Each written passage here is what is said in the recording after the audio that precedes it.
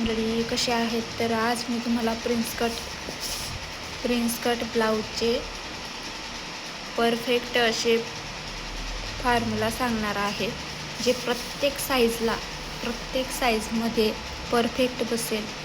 फक्त तुम्ही हा फॉर्म्युला यूज करून तुम्ही कोणत्याही साईजचे ब्लाऊज खूप सुंदर आणि परफेक्ट फिटिंग देऊन शिवू शकता.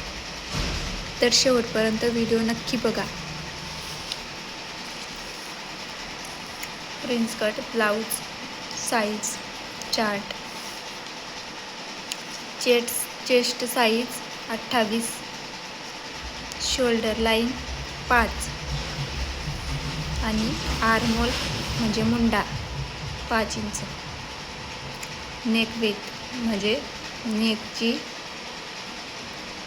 रुंदी 2 inch. Chest line 28, shoulder line 5, armhole 5, neck width 2, tucks point 9.5. 28 size म्हणजे तुम्हाला 28 साईजमध्ये 5 इंच शोल्डर घ्यायचे आहे, 5 इंच आर्महोल घ्यायचा आहे, 2 इंच नेक वेट घ्यायची आहे आणि टक्स पॉईंट 9.5 इंचवर घ्यायचा आहे. तसंच 30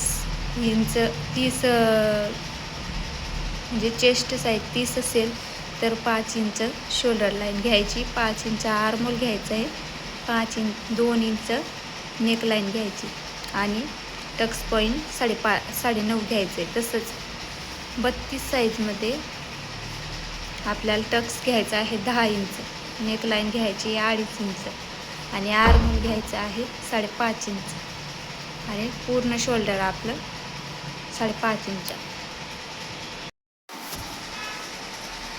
नंतर 34 साईज आणि 32 साईज सेम आहे. नंतर 36 साईज आणि 38 साईज ही सेम आहे आणि 40 साईज 42 साईज हे सेम नाही आहे. तुम्ही बघू शकता पूर्ण साईज लिहिलेल्या आहेत, शोल्डर मेजरमेंट लिहिलेलं आहे आणि आर्महोल किती घ्यायचं ते देखील लिहिलेलं आहे आणि गळा किती घ्यायचं ते पण लिहिलेलं आहे. आणि टक्स पॉईंट, मेन म्हणजे टक्स पॉईंट आपल्याला घेत्या वेळेस कन्फ्युजन होते की किती घ्यायचा, कोणत्या साईडला किती घ्यायचं. तर तुम्ही हे साईज चार्ट आहे ना, हे बघून तुम्ही परफेक्ट असं ब्लाऊज कटिंग करू शकता. व्हिडिओला सबस्क्राईब करा प्लीज नक्की, आणि व्हिडिओ आवडला असेल तर लाईक करा आणि याचं लवकर स्क्रीनशॉट घेऊन घ्या, म्हणजे तुम्हाला चार्ट असं कंप्लीट समजेल. आणि सेम असं पद्धतीने लिहून घ्या आणि मला देखील सपोर्ट करा मंडळी. समजलं नसेल तर विचारा नक्की, तुम्हाला कुठं काय समजलं नाही ते, आणि कमेंट करा. पुढचा व्हिडिओ देखील येणार आहे कटोरी ब्लाऊजचे फॉर्म्युलाचा. जो कटोरी ब्लाऊजचा फॉर्म्युला मी दिलेला आहे हा प्रिन्सेस कटचा आहे. मी पुढच्या व्हिडिओमध्ये कटोरी ब्लाऊजचा फॉर्म्युला देखील देणार आहे. तर सबस्क्राईब करून घ्या, तुमच्यापर्यंत व्हिडिओ पोहोचेल.